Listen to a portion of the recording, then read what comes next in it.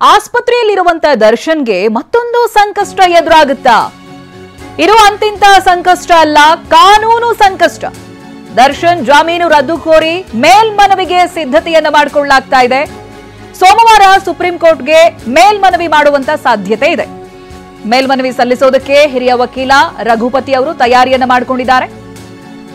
November 18ನೇ ತಾರೀಕು ಮೇಲ್ಮನವಿ ಸಲ್ಲಿಸುವಂತ ಸಾಧ್ಯತೆಗಳಿದೆ. ಅದಕ್ಕೆ ಬೇಕಿರುವಂತ ತಯಾರಿಗಳು ಕೂಡ ಆಗಿದೆ. ಅಗತ್ಯ ದಾಖಲೆಗಳನ್ನ ತಯಾರು ಮಾಡಿಕೊಂಡಿದ್ದಾರೆ ಎಸ್ಪಿಪಿ ಪ್ರಸನ್ನ ಕುಮಾರ್. ಮೇಲ್ಮನವಿಯನ್ನ ಸಲ್ಲಿಸೋದಕ್ಕೆ ಏನೇನ್ ದಾಖಲೆಗಳು ಬೇಕಿರುತ್ತೆ ಅವೆಲ್ಲವನ್ನು ಕೂಡ ಒಟ್ಟುಗೂಡಿಸಿದ್ದಾರೆ. ಅದಕ್ಕೆ ಬೇಕಿರುವಂತಹ ತಯಾರಿಗಳನ್ನ ಮಾಡಿಕೊಂಡಿದ್ದಾರೆ. ಜೊತೆಗೆ ಭಾಷಾಂತರ ಕಾರ್ಯ ಮಾಡಬೇಕಾಗುತ್ತೆ. ಇವಾಗ ಹೈಕೋರ್ಟ್ನಿಂದ ಸುಪ್ರೀಂಗೆ ಹೋಗಬೇಕಾದ್ರೆ ಭಾಷೆ ಬದಲಾಗುತ್ತೆ. ಕನ್ನಡ ಇದರಿಂದ ಇಂಗ್ಲಿಷ್ನಲ್ಲಿ ವಾದವನ್ನ ಮಾಡುವಂಥದ್ದು. ಅದಕ್ಕೆ ಬೇಕಿರುವಂತಹ ಭಾಷಾಂತರ ಕಾರ್ಯ ಕೂಡ ಮುಕ್ತಾಯ ಆಗಿದೆ. ಇದೀಗ ಆಸ್ಪತ್ರೆಯಲ್ಲಿ ದರ್ಶನ್ ಒಂದ್ ಕಡೆಯಲ್ಲಿ ಚಿಕಿತ್ಸೆಯನ್ನ ಪಡಿತಾ ಇದ್ರೆ, ಮತ್ತೊಂದು ಕಡೆಯಲ್ಲಿ ಈ ಟೆನ್ಷನ್, ಕಾಕಿ ಮೇಲ್ಮನವಿ ಅಸ್ತ್ರ ದರ್ಶನ್ಗೆ ಮತ್ತೊಂದು ಟೆನ್ಷನ್ ತಂದಿಡ್ತಾ ಇದೆ.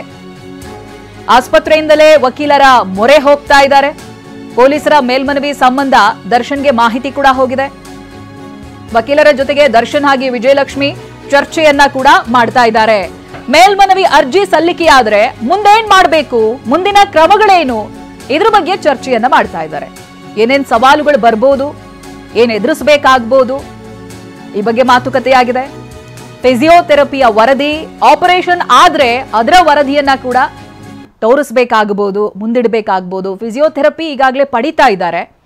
ಇನ್ನೇನಾದ್ರೂ ಆಪರೇಷನ್ ಆಯಿತು ಅಂತ ಹೇಳಿದ್ರೆ ಅದಕ್ಕೆ ಸಂಬಂಧಪಟ್ಟಂತ ವರದಿಯನ್ನ ಕೂಡ ಒಪ್ಪಿಸಬೇಕಾಗುತ್ತೆ. ಈ ಬಗ್ಗೆ ಡೀಟೇಲ್ಸ್ ಅನ್ನ ಪಡೆದುಕೊಳ್ತಾ ಹೋಗ್ತೀನಿ. ಪ್ರತಿನಿಧಿ ಶಿವಪ್ರಸಾದ್ ಲೈವ್ ನಲ್ಲಿ ಜಾಯ್ನ್ ಆಗ್ತಾ ಇದ್ದಾರೆ. ಶಿವಪ್ರಸಾದ್, ಒಂದು ಕಡೆಯಲ್ಲಿ ಎಸ್ಪಿಪಿ ಅವರು ಎಲ್ಲಾ ರೀತಿಯಾದಂತಹ ತಯಾರಿಗಳನ್ನ ಮಾಡ್ಕೊಳ್ತಾ ಇದ್ದಾರೆ. ಈ ಕಡೆ ಕೌಂಟರ್ಗೆ ದರ್ಶನ್ ಅವರು ಕೂಡ, ಅವರ ಪರವಾದಂತಹ ವಕೀಲರು ಕೂಡ ಎಲ್ಲಾ ತಯಾರಿಗಳನ್ನ ಮಾಡ್ಕೊಳ್ಬೇಕಾಗುತ್ತೆ. ಇದಾಗಲೇ ಫಿಸಿಯೋಥೆರಪಿ ಮಾತ್ರ ಆಗಿದೆ, ಆಪರೇಷನ್ ಆಗಿಲ್ಲ. ಒಂದ್ ವೇಳೆ ಆದ್ರೆ ಅದರ ವರದಿ ಯಾವ ರೀತಿಯಾಗಿ ಕೌಂಟರ್ ಕೊಡೋದಕ್ಕೆ ತಯಾರಿಗಳಾಗ್ತಾ ಇದೆ. ಜೊತೆಗೆ ಎಸ್ಪಿಪಿ ಕಡೆಯಿಂದ ಸುಪ್ರೀಂ ಮೊರೆ ಹೋಗೋದಕ್ಕೆ ಹೇಗಿದೆ ತಯಾರಿ? ಚೈತ್ರ, ಈಗಾಗಲೇ ದರ್ಶನ್ ಪ್ರಕರಣಕ್ಕೆ ಸಂಬಂಧಪಟ್ಟಂತೆ ರೇಣುಕಾಸ್ವಾಮಿ ಕೊಲೆ ಪ್ರಕರಣದಲ್ಲಿ ಬಂಧಿತರಾಗಿ ಆ ಬಳಿಕ ಮಧ್ಯಂತರ ಜಾಮೀನನ್ನು ಪಡೆದುಕೊಂಡು ಮಾನವೀಯತೆಯ ನೆಲೆಗಟ್ಟಿನ ಮೇಲೆ, ಮಾನವೀಯತೆಯ ಆಧಾರದ ಮೇಲೆ ಬೇಲನ್ನು ಗಿಟ್ಟಿಸಿಕೊಂಡಿರ್ತಕ್ಕಂಥ ದರ್ಶನ್ 6 ವಾರಗಳ ಕಾಲ ಚಿಕಿತ್ಸೆಯನ್ನು ಪಡೆಯೋದಕ್ಕಷ್ಟೇ ಬೇಲ್ ಸಿಕ್ಕಿರ್ತಕ್ಕಂಥದ್ದು.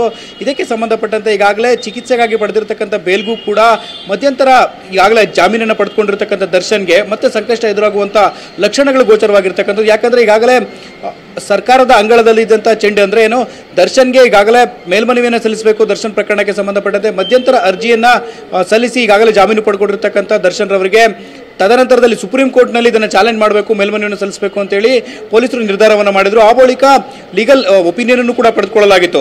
ತದನಂತರದಲ್ಲಿ ಸರ್ಕಾರದ ಮಟ್ಟದಲ್ಲಿ ಇದಕ್ಕೆ ಸಂಬಂಧಪಟ್ಟಂತೆ ಚರ್ಚೆಗಳು ನಡೆದು ಈಗಾಗಲೇ ಸರ್ಕಾರವೂ ಕೂಡ ಗ್ರೀನ್ ಸಿಗ್ನಲ್ ನೀಡಿರ್ತಕ್ಕಂಥ ಹಿನ್ನೆಲೆಯಲ್ಲಿ ಸುಪ್ರೀಂ ಕೋರ್ಟ್ನಲ್ಲಿ ಇದನ್ನು ಚಾಲೆಂಜ್ ಮಾಡಲಿದ್ದಾರೆ. ಈಗಾಗಲೇ ದರ್ಶನ್ಗೆ ನೀಡಿರ್ತಕ್ಕಂಥ ಮಧ್ಯಂತರ ಜಾಮೀನು ಏನಿದೆ, ಆ ಮಧ್ಯಂತರ ಜಾಮೀನನ್ನು ಕೂಡ ರದ್ದು ಮಾಡಬೇಕಂತೇಳಿ ಅಪೀಲ್ ಮಾಡುವಂಥ ಸಾಧ್ಯತೆಗಳು ಕೂಡ ಇರತಕ್ಕಂಥದ್ದು.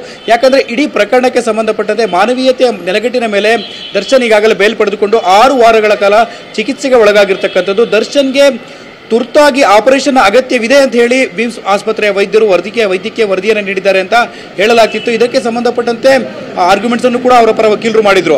ಆ ಬಳಿಕವಷ್ಟೇ ದರ್ಶನ್ಗೆ ಮಧ್ಯಂತರ ಜಾಮೀನು ಸಿಕ್ಕಿರ್ತಕ್ಕಂಥದ್ದು. ಆದರೆ ಇದುವರೆಗೂ ಕೂಡ ದರ್ಶನ್ಗೆ ಯಾವುದೇ ರೀತಿಯ ಆಪರೇಷನ್ ಮಾಡಲಾಗಿಲ್ಲ. ಸದ್ಯಕ್ಕೆ ಫಿಸಿಯೋಥೆರಪಿಯ ಮೂಲಕವೇ ಚಿಕಿತ್ಸೆಯನ್ನು ನೀಡ್ತಿರ್ತಕ್ಕಂಥದ್ದು.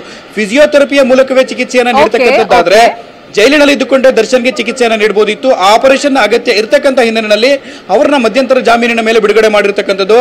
ಹಾಗಿದ್ದಾಗಲಿ ದರ್ಶನ್ ಮತ್ತೇನಾದರೂ ಕೂಡ ಸರ್ಜರಿಗೆ ಒಳಗಾದ್ರೆ ನಂತರದ ದಿನಗಳಲ್ಲಿ ಎದುರಿಸಬೇಕಾಗಿರ್ತಕ್ಕಂಥ ಸವಾಲುಗಳೇನು, ಆ ಬಳಿಕ ಸುಪ್ರೀಂ ಕೋರ್ಟ್ನಲ್ಲಿ ಏನಾದರೂ ಕೂಡ ಈಗಾಗಲೇ ಪಡೆದುಕೊಂಡಿರ್ತಕ್ಕಂಥ ಮಧ್ಯಂತರ ಜಾಮೀನಿಗೆ ಮೇಲ್ಮನವಿಯನ್ನು ಸಲ್ಲಿಸಿದ್ದೇ ಆದಲ್ಲಿ ತದನಂತರದಲ್ಲಿ ನಡೆಯುವಂಥ ಬೆಳವಣಿಗೆಗಳಿಗೆ ಯಾವ ರೀತಿಯಾಗಿ ಪ್ರಿಪೇರ್ ಆಗಬೇಕು ಅನ್ನೋದ್ರ ಬಗ್ಗೆ ಕೂಡ ಈಗಾಗಲೇ ಟೆನ್ಷನ್ ಶುರುವಾಗಿರ್ತಕ್ಕಂಥದ್ದು. ಒಂದು ವೇಳೆ ದರ್ಶನ್ ಸರ್ಜರಿ ಅನಿವಾರ್ಯತೆಯಾಗಿ ಸರ್ಜರಿಗೆ ಒಳಗಾಗಿದ್ದರೆ ಆಗಲಿ ಇಂದಿನ ದಿನಗಳಲ್ಲಿ ಯಾವ ರೀತಿಯಾಗಿ ಚಲನಚಿತ್ರಗಳಲ್ಲಿ ನಡೆಸ್ತಿದ್ರು, ಅವರ ನಟನೆ ಹಾಗೂ ಡ್ಯಾನ್ಸ್ ವಿಚಾರಗಳಿಗೆ ಸಂಬಂಧಪಟ್ಟಂತೆ ಯಾವುದೇ ರೀತಿಯ ಸ್ಟಂಟ್ಗಳನ್ನ ಮಾಡ್ತಿದ್ರು, ಎಲ್ಲವನ್ನೂ ಕೂಡ ಮಾಡೋದಕ್ಕಾಗೋದಿಲ್ಲ, ಇಂದಿನಂತೆ ನಡೆಯೋದಕ್ಕಾಗೋದಿಲ್ಲ. ಈ ರೀತಿಯ ಸಮಸ್ಯೆಗಳು ಎದುರಾಗೋದ್ರಿಂದ ಕೂಲಂಕುಷವಾಗಿ ಈ ರೀತಿಯಾಗಿ ಚರ್ಚೆಯನ್ನು ನಡೆಸ್ತಿರ್ತಕ್ಕಂಥದ್ದು. ಈಗಾಗಲೇ ಅವರ ಪರ ವಕೀಲರಿಗೂ ಜೊತೆಗೂ ಕೂಡ ಆಸ್ಪತ್ರೆಯಲ್ಲೇ ಮಾತುಕತೆಯನ್ನು ಕೂಡ ನಡೆಸ್ತಿರ್ತಕ್ಕಂಥದ್ದು. ಚೈತ್ರ, ಶಿವಪ್ರಸಾದ್ ಹಾಗೆ ಸಂಪರ್ಕದಲ್ಲಿದೆ.